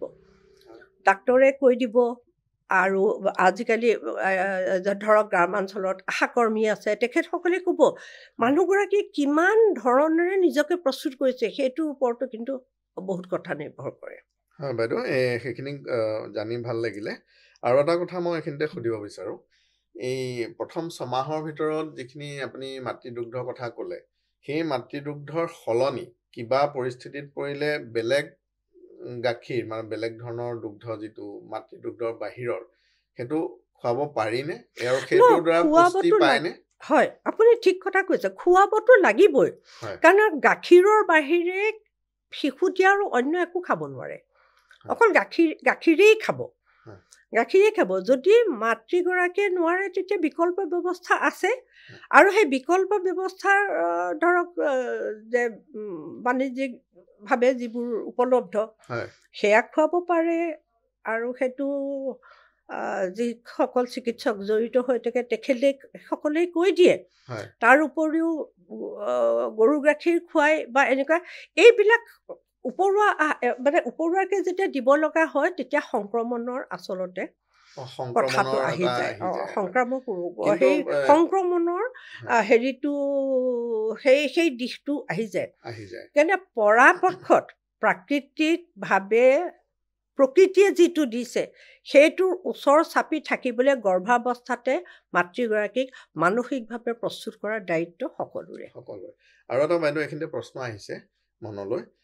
যে সেইখিনি সময়ত যিটো ক'লে আপুনি যে খুৱাবতো লাগিবই গাখীৰৰ বাহিৰে বেলেগ খুৱাব নোৱাৰে গৰু গাখীৰ বা বাণিজ্যিকভাৱে যিখিনি আমাৰ গাখীৰ পোৱা যায় সেইখিনিও খুৱাবই লাগিব কিন্তু সেইখিনিৰ পৰা মাতৃদুগ্ধৰ লগত সমানে ফেৰ মাৰিব পৰা ধৰণৰটো পুষ্টি কেতিয়াও চাগে নাপায় নহয় বহুত কথা আছে যে মাতৃদুগ্ধৰ প্ৰথমতে যিখিনি ওলায় সেইখিনি কলষ্ট্ৰাম বুলি কয় এইবোৰ কথা চবেই জানে আচলতে আজিকালি সেইটো খোৱাটো বৰ দৰকাৰ কাৰণ তাত বহুত ৰোগ প্ৰতিৰোধ কৰিব পৰা উপাদান আছে তাত পুষ্টিকাৰক আছে সেইকাৰণে প্ৰথমতে একেবাৰে চকু পানীৰ নিচিনা কলষ্ট্ৰাম বুলি কয় মনতে ভাবিম যে বৰ ডাঠ গাখীৰ ওলাব নেকি নহয় একেবাৰে পানী আৰু যেতিয়া শিশুটো ভূমিষ্ঠ হয় কান্দিব ন তেতিয়া এনেকুৱাই প্ৰথমতে ভাবি ল'ব নালাগে যে সি বা প্ৰথমতে হেৰি কৰিলে আৰু পিছতো যেতিয়া কান্দে ভাবিব নালাগে যে অকল ভোকতহে কান্দিছে আমাৰ তেনেকুৱা হয় সেইকাৰণে ৰ'বলৈ ধৈৰ্য নাথাকে ন কিন্তু এঘণ্টাৰ ভিতৰত মাতৃদুগ্ধ পান কৰাবলৈ সকলোৱে যত্নৱান হ'ব লাগে যিমান সকলো মানুহ পাৰে পৰাপক্ষত সেইটোলৈ যাব লাগিব আৰু যদি নহয় তেতিয়া বিকল্প ব্যৱস্থা কৰিব লাগিব আৰু এইটো ক্ষেত্ৰতে আপুনি বৰ ভাল কথা ক'লে, মোৰো হঠাতে চাটকে মনত পৰিছে। কি জানেনে, বিদেশত মাতৃৰ দুগ্ধৰ বেংক বুলিয়ে কওঁ, অসমীয়াটো বেংকেই কয় ন, বেংক যেনেকে আমি পইচা বেংকত থওঁ তেনেকে মাতৃ দুগ্ধৰ বেংক আছে। মই এবাৰ শুনিছিলোঁ গুৱাহাটীতো আছে হেনো। বাইদেউ মই এইটো আপোনাক এইমাত্ৰ সুধিম বুলি ভাবিছিলোৱে, আপুনি কৈ এই গুৱাহাটীতো আছে বুলি শুনিছোঁ। মই যে ইমান আপ্লুত এই কথাটো লৈ, কাৰণ এটা কথা চাব দেই, আমি যদি গৰুৰ গাখীৰ খাওঁ, গৰু গাখীৰ অকল পোৱালিটোৱে নাখায় নহয়, আমি চবেই নাখাওঁ জানো, তেতিয়া এগৰাকী মাতৃয়ে সন্তান জন্মৰ পিছত বা পাছলৈকে কি কৰে, যিখিনি মাতৃদুগ্ধ হেৰি হয়, প্ৰস্তুত হয়, গোটেইখিনি সন্তানটোৱে খাব নোৱাৰে। সেইখিনি যদি দিব পৰা, থ'ব পৰা যায়, তেতিয়াহ'লে বৰ ভাল হয়। আৰু গুৱাহাটীত আছে বুলি মই কোনোবাই ক'লে শুনিলে, মই নিজে কিন্তু যোৱা নাই, যাবলৈ মই ইচ্ছা কৰিম। সেইটোৰ প্ৰতি এটা যত্নৱান হ'ব লাগিব, সেইটো এটা উপায়। যদি সেইটো নাই তেতিয়াহ'লে অন্যলৈ যাব লাগিব, বা অন্য এগৰাকী যদি প্ৰসূতি মাতৃ স্তনদায়িনী অৱস্থাত, জন্ম হোৱাৰ পিছত যেতিয়া স্তনদায়িনী অৱস্থাত যদি খুৱাব খোজে, খুৱাবলৈ দিব লাগিব। সেই কথাটোৱে মই সুধিব খুজিছিলো যে বেলেগ এগৰাকী মাতৃ গাখীৰ বেলেগ এগৰাকী সন্তানে গ্ৰহণ কৰিব পাৰে নে নোৱাৰে? কেলে নোৱাৰিব? নিশ্চয়, কেলে নোৱাৰিব? এইটো ভিতৰুৱাকেহে এইটো হৈছে। এগৰাকীয়ে যদি খুৱাব পাৰে আৰু যদি মানি লয়, দিব, যেনে তেনে মুঠতে আমাৰ প্ৰচেষ্টাটো হ'ব লাগে যে স্বাভাৱিকভাৱে যিটো শিশুৰ খাদ্য, সেই শিশুটোৱে যাতে সেই খাদ্যটোৱেই পায়, সকলো যত্নৱান হ'ব লাগিব। তাত আৰু আপুনি যদি ভাবে যে মই আছোঁ, বহুত চিনেমাবিলাকতো বহুত দেখুৱাই, মই যদি মই কৰিব খোজোঁ যে মই কি বৰ্ণৰ মানুহ, কি ধৰ্মৰ মানুহ, সেইবোৰ যদি আমি ৰহণ সানিব খোজোঁ, এইটো ক্ষেত্ৰত বৰ উচিত নহ'ব। নিশ্চয়, এইটো উচিত নহ'ব। এইটো মানৱতাৰ কথা। খালি অন্য এটাই কথা, শিশুটোৱে প্ৰাকৃতিকভাৱে যিটো শিশুৰ বাবে আহাৰ তৈয়াৰ হৈছে, সেইটো খুৱাবলৈ প্ৰথমতে যত্নৱান হ'ব লাগিব, যাৰ পৰাই নহওক। হয়। বাইদেউ বৰ ধুনীয়া কথা কেইটামান গম পালোঁ। এতিয়া আপুনি যিহেতু 1000 দিনৰ প্ৰক্ৰিয়াটো চলিয়ে আছে, 1000 দিনৰ প্ৰক্ৰিয়াত প্ৰথম অৱস্থাত শিশু জন্ম পোৱাৰ পিছৰ পৰিঘটনাটো কথা ক'লে আপুনি। এতিয়া ইয়াৰ সমানে আমি জানিব বিচাৰিম যে মাতৃৰ খাদ্য কি হোৱা উচিত, মানে সেই সময়ত মাতৃসকলৰ খাদ্য কি হোৱা উচিত, মানে স্তনপান আপুনি সুধিছে, মই আচলতে সেই হেৰিটোলৈ যোৱাই নাই ন, সুষম আহাৰলৈ মই যোৱাই নাই। মই ভাবিছোঁ একেলগে গোটেইখিনি সামৰিম নেকি। প্ৰথমতে এই কথা কৰিলে যে শিশুটোকে প্ৰথমতে ধৰি থাকোঁচোন, 1000 দিনটো মাতৃগৰাকীৰো থাকে কথা, আৰু সুষম আহাৰ লাগিবই। গৰ্ভাৱস্থাত কিছুমান পুষ্টিকাৰক বেছিকৈ লাগিব, ধৰক লৌহ, ধৰক কেলছিয়াম, এনেকুৱা ধৰণৰ লাগিব। ঠিক তেনেকৈ সেই যেতিয়া স্তনদায়িনী অৱস্থালৈ আহিব, তেতিয়াও কিছুমান বস্তু বেছিকৈ লাগিব। কিন্তু মূলতঃ সকলোৱে সুষম আহাৰ খাবই লাগিব। সেই সুষম আহাৰৰ কথাটো অকণমান পিছত কওঁ। নিশ্চয়। আপোনাৰ সময় আছে? নিশ্চয় আছে বাইদেউ, অকণমান পিছত কওঁ। এতিয়া সেই শিশুটোৰ ক্ষেত্ৰতে আমি থাকোঁচোন যে কোনটো কথা, কাৰণ শিশুটোক আমি আনিছোঁ, শিশুটোৱে নিজে একো ক'ব নাজানে, একো কৰিব নাজানে। সেই শিশুটোৰ প্ৰকৃত বাঢ়ন আৰু মানে পৰিপুষ্টি আৰু বাঢ়নত আমিহে সহায় কৰিব পাৰিম, অন্য নোৱাৰে। যিসকলে হেৰি কৰে, যত্ন লয়, সেইসকলেহে পাৰিব। এই 6 মাহলৈকে যদি শিশুটিক মাতৃদুগ্ধ পান কৰোৱা হয়, তাৰপিছত উপৰুৱা আহাৰৰ কথা আহিব। এই উপৰুৱা আহাৰ যেতিয়া দিব, যিহেতুকে একেবাৰে পনীয়া আহাৰত থাকে, এই উপৰুৱা আহাৰলৈ আহোঁতে লাহে লাহে কি ধৰণে খুৱাব, সেই বিষয়েও চৰকাৰ অতি সজাগ, আৰু সেইকাৰণে বিভিন্ন খাদ্য আঁচনিবোৰত সামৰি লৈছে। বাইদেউ এইখিনিত আৰু এটা কথা মনলৈ আহিছে, আপুনি যিখিনি কথা ক'লে এইখিনি যথেষ্ট গুৰুত্বপূৰ্ণ কথা প্ৰতিগৰাকী মাতৃৰ কাৰণে এইখিনি যথেষ্ট সমল হিচাপে থাকি যাব সদায় কথাখিনি এতিয়া ইয়াতে এটা প্ৰশ্ন হৈছে আপুনি যিখিনি কথা ক'লে হয়তো তাৰ বেছিভাগ কথা ময়ো গম পোৱা নাছিলোঁ প্ৰথম 1000 দিনৰ প্ৰক্ৰিয়াটো গোটেই আৰম্ভণিখিনি কথা তো এই কথাখিনি মই নজনা ক্ষেত্ৰত বা বহুতে বেলেগেও নাজানিব পাৰে হয়তো আজি আমাৰ এই ভিডিঅ'টো সেইটো কাৰণত যথেষ্ট গুৰুত্বপূৰ্ণ হ'ব বুলি মই আশা কৰিছোঁ কিন্তু এই যে আমি যে নজনাকে ইমান ডাঙৰ গুৰুত্বপূৰ্ণ কথা এটা সোমাই আছে শিশুৰ মগজৰ বিকাশ শ্ৰীবৃদ্ধিৰ পৰা আৰম্ভ কৰি গোটেইখিনি কথা এই 1000 দিনটোত যে ইমান তাৎপৰ্যপূৰ্ণ যে এই কথাটোত আপুনি ভাবেনে মানে উচিতভাৱে প্ৰসাৰ আৰু প্ৰচাৰ হৈছে বুলি প্ৰসাৰ হৈছে হয় চৰকাৰে যথেষ্ট যত্ন কৰিছে কিন্তু এটা কথা কি জানেনে আপুনি ভোক লাগিছে বুলি ক'বলৈ জানিব লাগিব তথ্য বহুত আছে আপুনি কোনটো সময়ত কি বস্তু খাব আপুনি সেইটো আপুনি নিজেও আগ্ৰহান্বিত হ'ব লাগিব ক্ষমা কৰিব এনেকৈ কোৱাৰ কাৰণে কিন্তু মোৰ ভোকটো কিহে নিবাৰণ কৰিব এইটো মইহে জানিম নহয় জানো এইটো কথা সেইকাৰণে সকলো ফালৰ পৰা আৰু মই এটা কথা কৈছোঁ যে যিহেতু এইটো এটা জৈৱিক প্ৰক্ৰিয়া এই প্ৰক্ৰিয়াটো চলি থাকিব এইটো মানুহৰ আৰ্থিক অৱস্থাৰ ওপৰত নিৰ্ভৰ নকৰে কিন্তু চৰকাৰে ভাবি থৈছে কিন্তু বহুত আঁচনি কৰি থৈছে কিন্তু আপুনি আচৰিত হ'ব জানেনে মই মাটিৰ মানুহ মই বহুতবোৰ একেবাৰে তৃণমূল পৰ্যায়ত মানুহৰ লগত বহি কাম কৰা মানুহ সেই তেতিয়া যেতিয়া সোধোঁ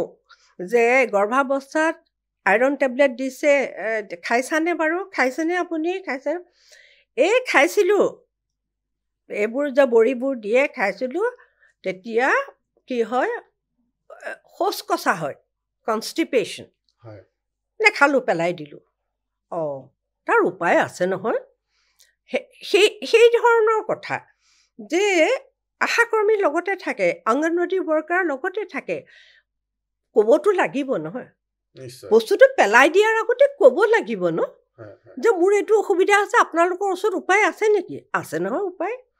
এইটোৱে আমি প্ৰশ্ন সুধিব নাজানো আমি সুধিব নাজানো আমি আমাক কি লাগে এইটো আমি বুজিব নাজানো আমি জানিব লাগিব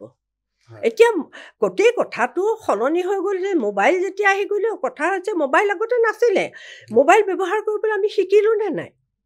আগতেতো আমি থাকোঁতে মই সৰু থাকোঁতে আমাৰ লাইটেই নাছিলে লাইট আহিলে ৰেডিঅ' আহিলে ইটো আহিলে সিটো আহিলে প্ৰত্যেকটো বস্তু শিকা নাই জানো এতিয়াতো অতি ভিতৰুৱা অঞ্চলৰ মানুহেও মোবাইল চলাব জানে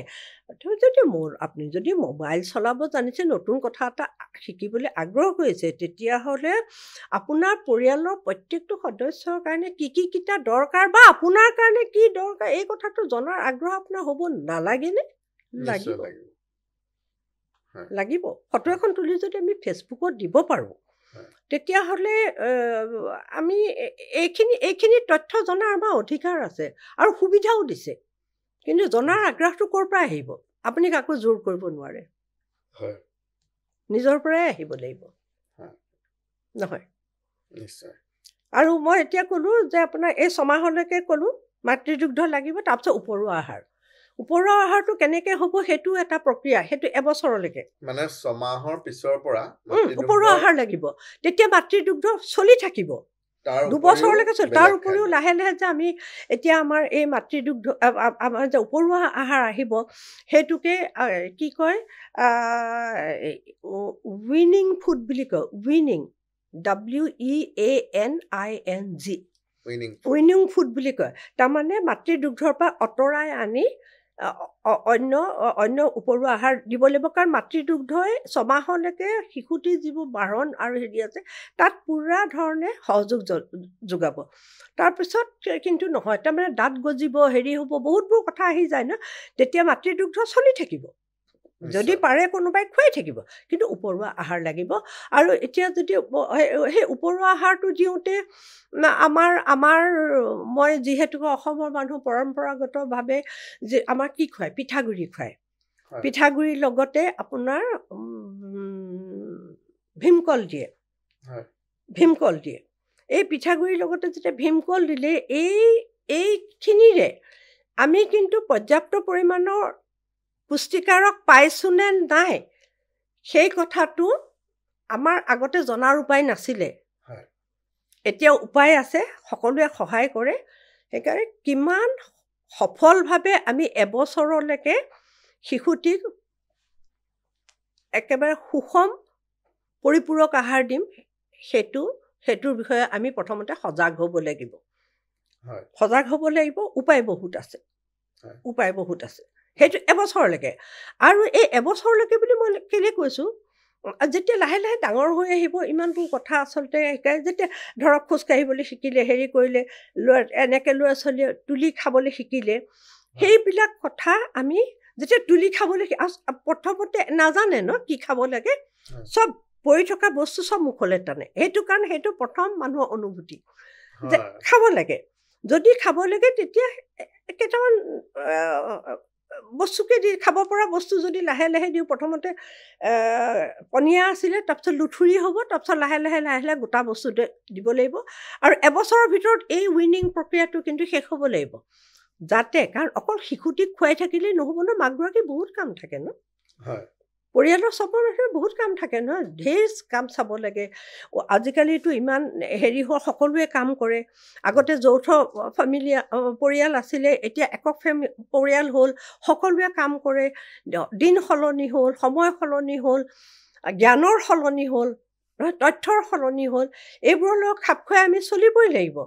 সেইকাৰণে এবছৰৰ ভিতৰত যাতে পৰিয়ালে সকলোৱে খাব পৰা আহাৰ গ্ৰহণ কৰিব পাৰে তাৰ কাৰণে শিশুটিক প্ৰস্তুত কৰি তুলিব লাগিব প্ৰথম এবছৰৰ ভিতৰত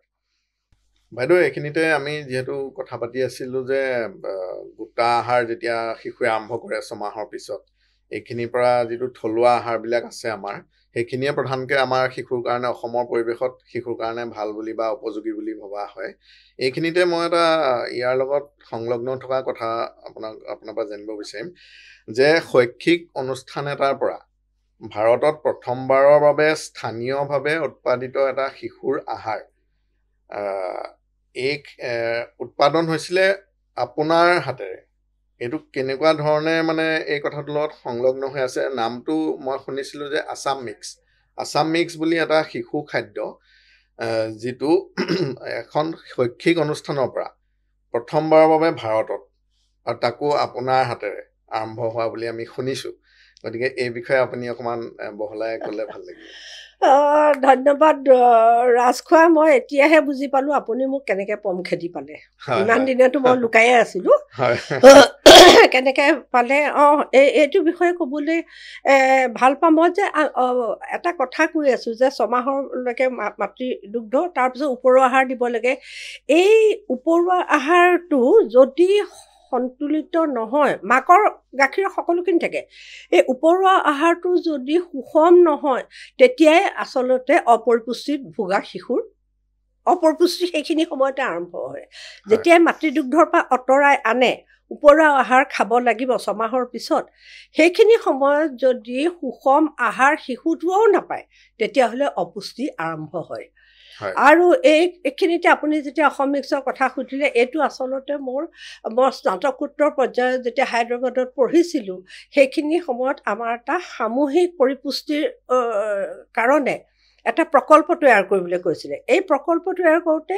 যিহেতুকে এই বিষয়ত পঢ়িছিলোঁ তেতিয়া মই দেখিলোঁ যে আমাৰ চব আছে কিন্তু আমাৰ শিশুসকল যেন অকণমান বুদ্ধিত কম এনেকুৱা বিশেষকৈ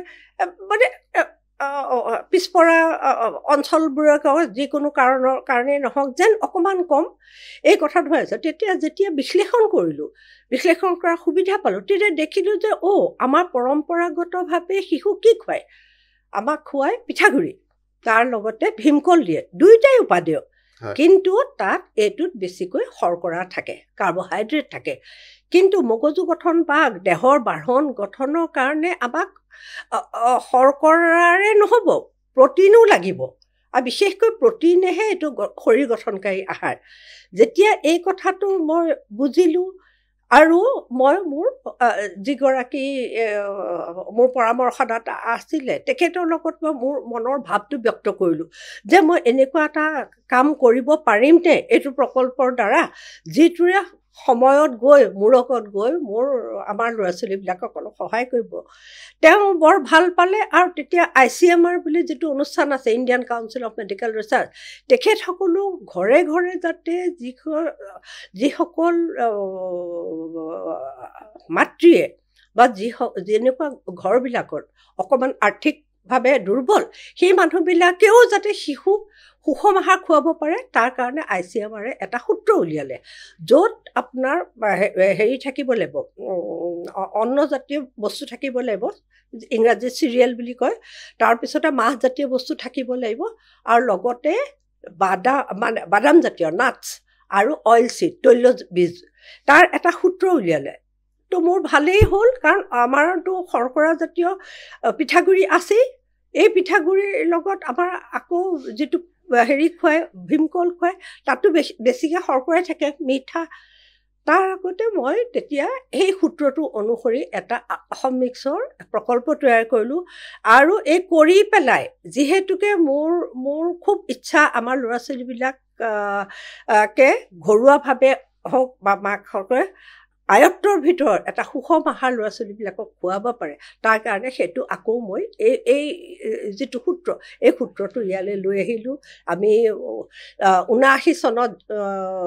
কামত চাকৰিত জইন কৰিলোঁ পিছৰ ফালে লগে লগে অসম আন্দোলন হ'ল ল'ৰা ছোৱালী নাছিলে এবছৰ কাল আকৌ সময় পালোঁ এইটোৰ ওপৰত গৱেষণা কৰিবলৈ আৰু এতিয়া মই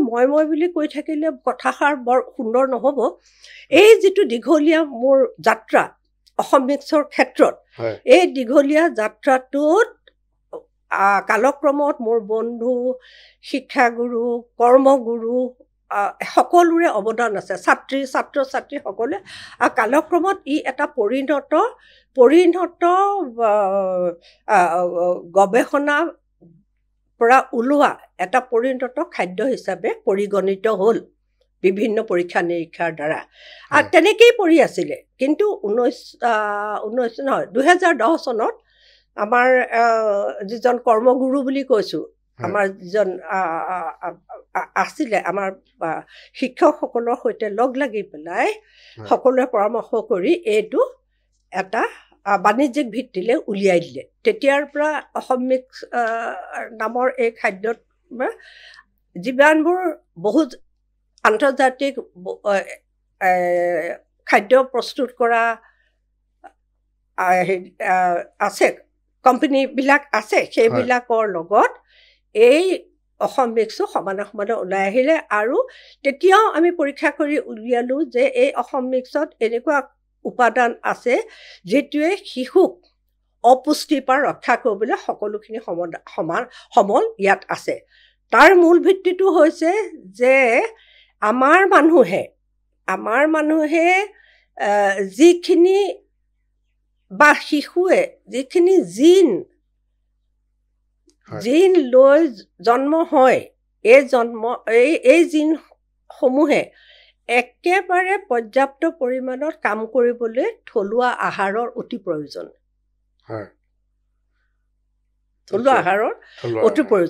আৰু আপুনি এই কথাটো উলিয়াই বৰ ভাল কৰিলে মই ক'বলৈ পায়ো ভাল পালোঁ থুলমূলকৈ মই এতিয়া ইমানেই ক'লোঁ এইটো এটা শিশুৰ উপৰুৱা আহাৰ খুওৱাৰ সময়ত ব্যৱহাৰ কৰিব পৰা এটা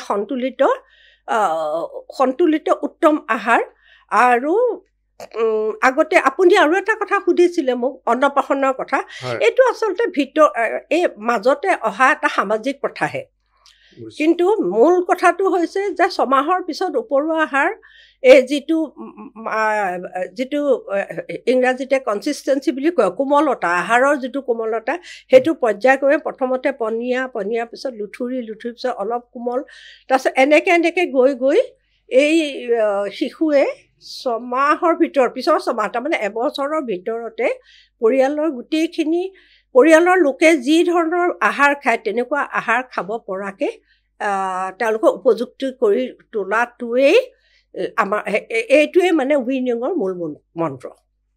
আৰু পিছৰ বছৰত যেতিয়া খোজকাঢ়িবলৈ শিকিব, খাদ্য খাবলৈ শিকিব, তেতিয়া তেওঁলোকে স্বতঃস্ফূৰ্তভাৱে যিখিনি কাম কৰিবলৈ তেওঁলোকে জানে, সেই কামখিনি আচলতে কৰিবলৈ দিয়া উচিত। আপোনাৰ প্ৰশ্নৰ উত্তৰটো পালেনে? হয় হয় বাইদেউ, এতিয়া মই ধৰিব পাৰিলোঁ আৰু আমিও খুব গৌৰৱ অনুভৱ কৰোঁ এই আপোনাৰ এই কথাটো গম পায় যে আমাৰ ফালৰ মানে অসমীয়া এগৰাকীৰে এইটোত অৱদান আছে, সেইটো গম পাই ভাল লাগিলে। আৰু এটা বিষয় বাইদেউ, আমি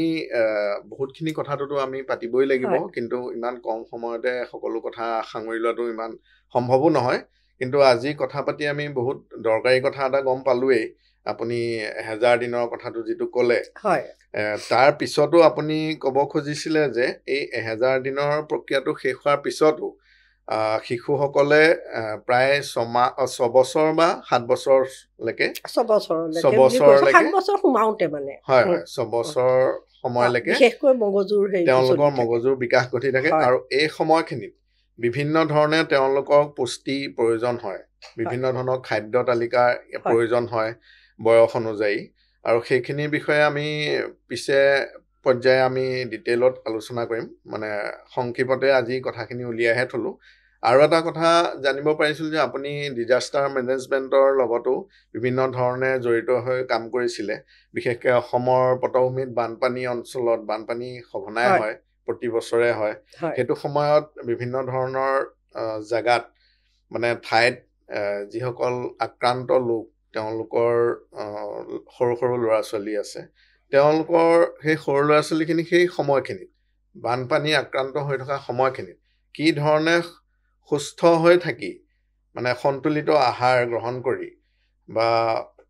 উপাদেয় পুষ্টিখিনি তেওঁলোকে লাভ কৰিব পাৰে, সেইটো বিষয়ে আপোনাৰ পৰা আমি বিশদভাৱে পিছৰ এপিছডত আমি জানিব পাৰিম। হয়, মই যিমানখিনি পাৰোঁ আপোনালোকক এই বিষয়ত মই সহযোগিতা কৰিবলৈ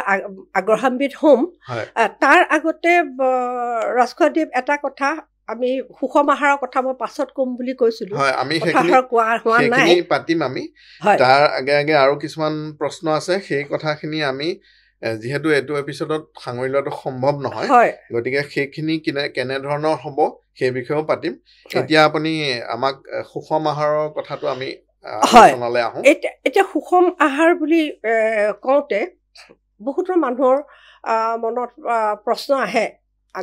আমাৰ যেতিয়া আমি গ্ৰামাঞ্চলবিলাকত যাওঁ বা যেতিয়াই আমি শিক্ষকতা কৰি থাকোঁতে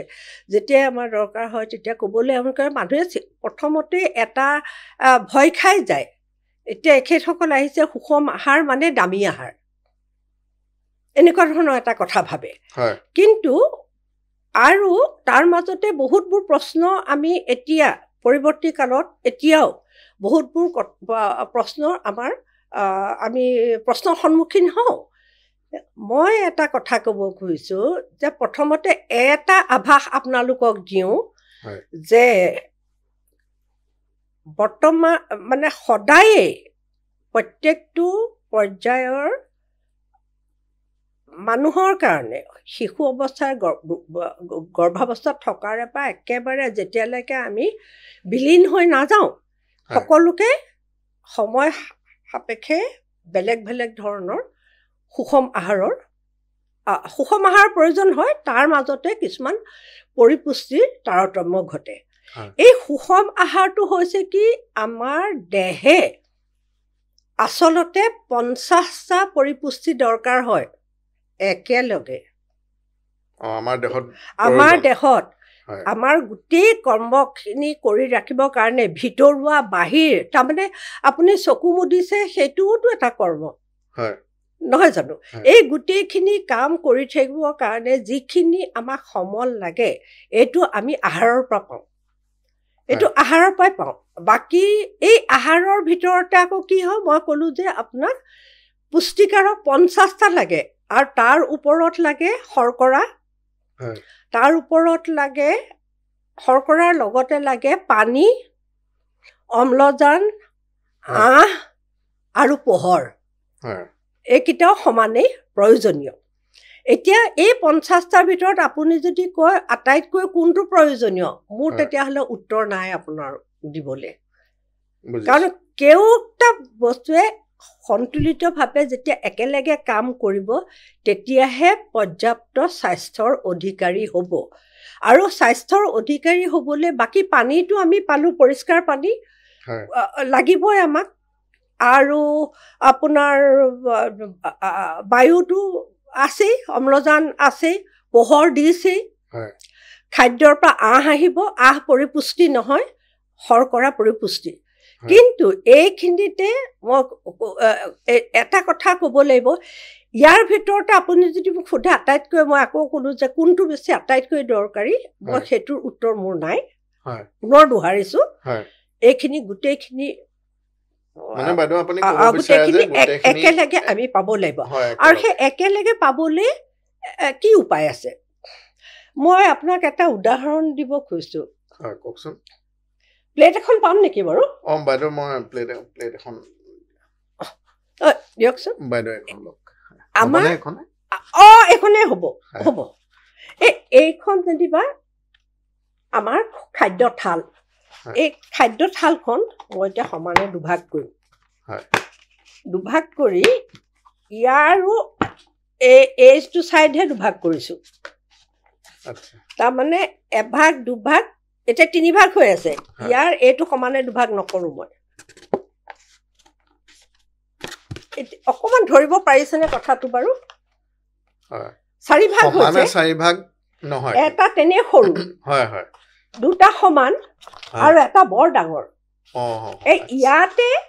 থলুৱাভাৱে যিমান পায় এইখিনিতে আপুনি দিব আপোনাৰ শস্যজাতীয় বস্তু শস্যজাতীয় আমাৰ চাউল ধান চাউলজাতীয় বস্তু চাউল আৰু চাউলৰ পৰা ব্যৱহৃত উৎপাদিত যিমানবোৰ আছে এতিয়া আমাৰ ইয়ালৈ ঘেঁহু সোমাই আহিছে গতিকে মই চাউল ঘেঁহু আৰু মিলেট মানে সৰু সৰু চিৰিয়েল আজিকালি মিলেটৰ কথা বহুত ওলাইছে এইটো ভাগত থলোঁ এখন প্লেটৰ ইমানখিনি আমি খাব পাৰিম আৰু এইখিনিত আহিলে আপোনাৰ মাংসাহাৰ এইখিনিয়ে বিশেষকৈ আপোনাৰ শৰ্কৰা জাতীয় বস্তু দিব মানে পুষ্টিকাৰক দিব আমি পুষ্টিকাৰকবোৰ নেদেখোঁ আমি খাদ্য বস্তুটোহে দেখোঁ নহয়নে ইয়াত এই মাংসাহাৰ জাতীয় মানে কি এই মাংসাহাৰ উদ্ভিদজাতো হ'ব পাৰে প্ৰাণীজাতো হ'ব পাৰে উদ্ভিদজাত হৈছে কি দাইল মটৰ ইত্যাদিকে ধৰি সেয়া তাৰপিছতে মাছ মাংস কণী যি পাৰে গাখীৰ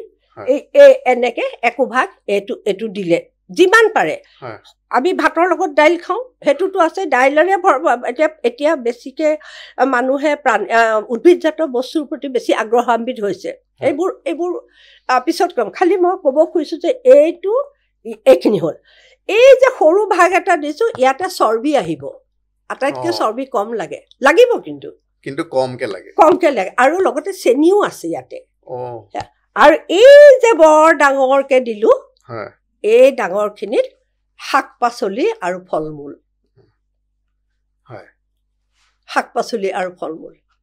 এইখিনি অকণমান আভাসটো পাইছেনে আৰু এতিয়া কি শাক পাচলি ল'ম কি ফল মূল খাম মই ক'ম যে থলুৱাভাৱে উৎপাদিত যিমানখিনি শাক পাচলি আছে বতৰৰ পাচলি বতৰত খাব বতৰৰ ফল মূল বতৰত খাব আৰু এইটো আঁতৰি গৈছে আমি কিমানে এতিয়া আমি চিন্তা কৰি চাব লাগিব যে আমি কিমানে অমৰা চিনি পাওঁ কিমানে লেটেকু চিনি পাওঁ কিমানে পনিয়ল চিনি পাওঁ এইবোৰ আকৌ পুনৰুদ্ধাৰ হ'ব লাগিব যেতিয়া বিশ্ব মহাযুদ্ধ হৈছিলে দ্বিতীয় মহাযুদ্ধৰ পিছত বাণিজ্যিকৰণৰ কাৰণে বহুতবোৰ ইতিমধ্যে সংসাধিত খাদ্য আমাৰ থাললৈ আহি গ'ল ভাত খোৱা থালখনলৈ আমাৰ আহি গ'ল এইটো কিন্তু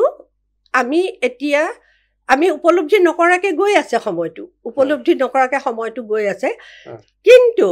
কোভিডে আমাক আকৌ নতুনকৈ ভাবিবলৈ সমল দিলে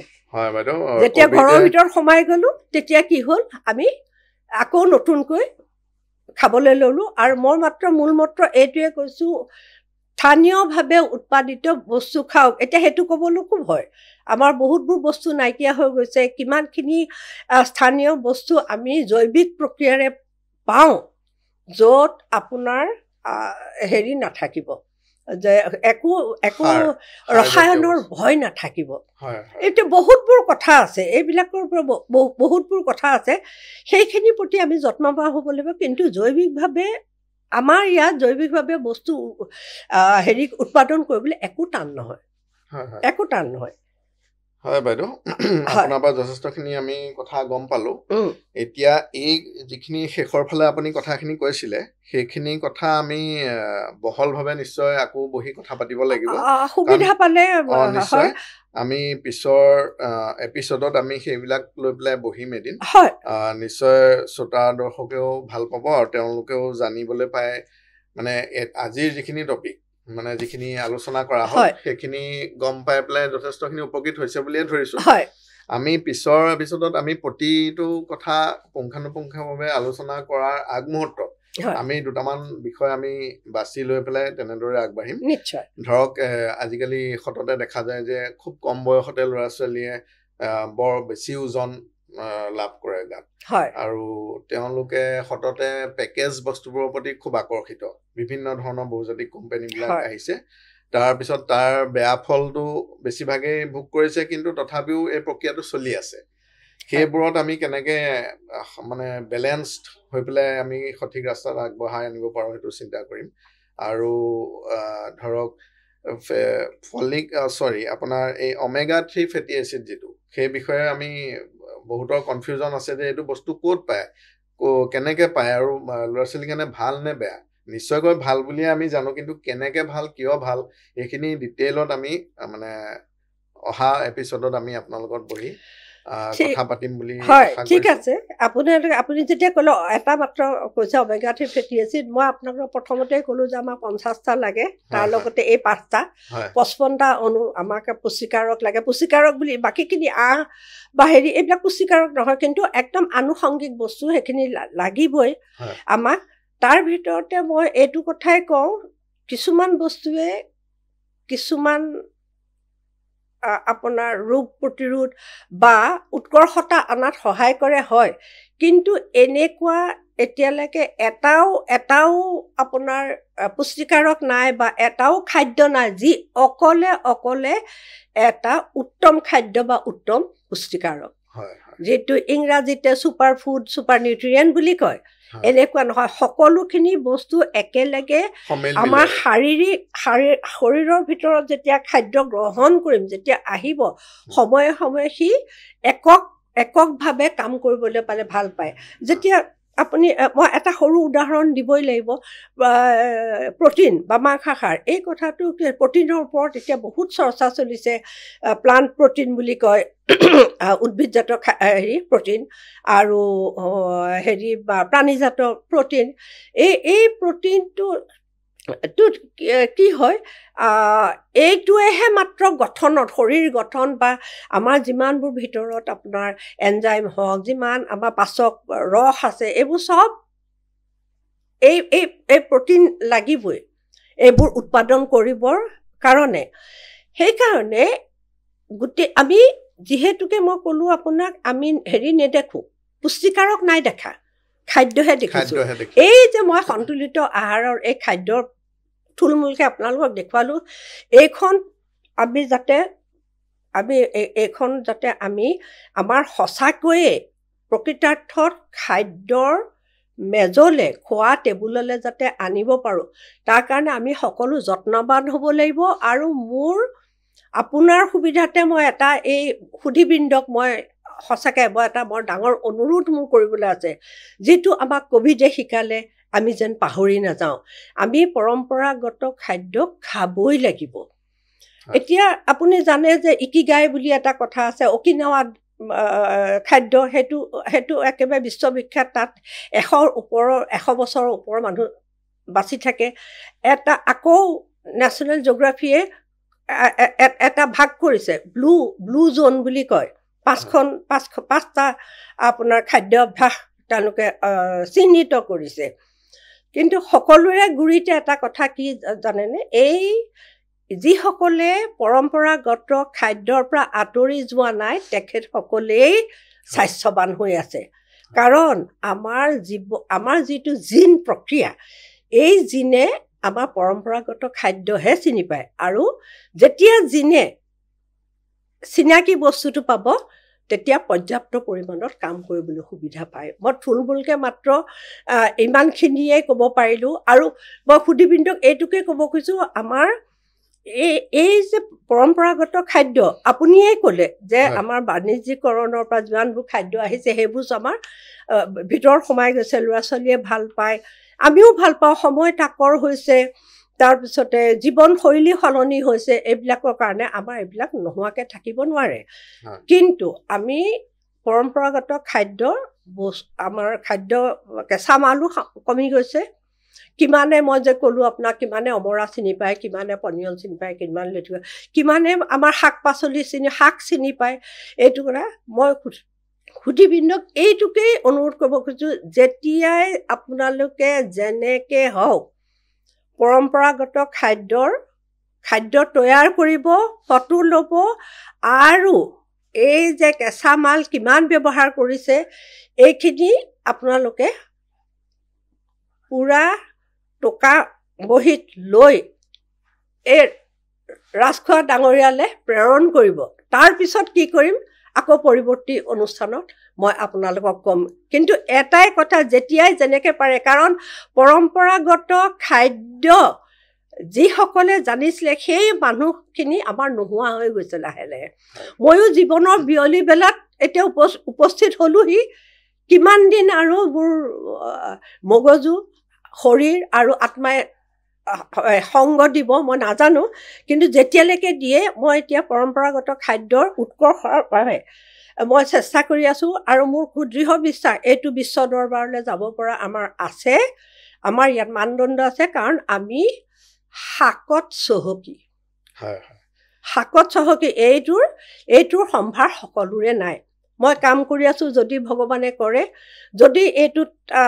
আপোনাৰ মই কৃতকাৰ্য হ'ব পাৰোঁ বা অন্ততঃ অকিনাৱা ডায়েটৰ পিছতে যদি নৰ্থ ইষ্টৰ আমাৰ উত্তৰ পূবৰ খাদ্যটো লগাই দিব পাৰোঁ তেতিয়াহ'লে জীৱন সাৰ্থক হ'ব আপোনালোকে মোৰ এই অনুৰোধটো ৰাখিবলৈ যত্ন কৰিলে মই বৰ ভাল পাম ধন্যবাদ বাইদেউ আজি আপোনাৰ পৰা যথেষ্টখিনি কথা গম পালোঁ কিন্তু আমি হয়তো এইটো বহল পৰিসৰত গোটেইখিনি কথা পাতিবই লাগিব আমি আপুনি যিটো ক'লে পৰম্পৰাগত খাদ্য সম্ভাৰৰ কথা এই বিষয়ে আমি পিছতত বহলকৈ পাতিম আৰু বিভিন্ন ধৰণৰ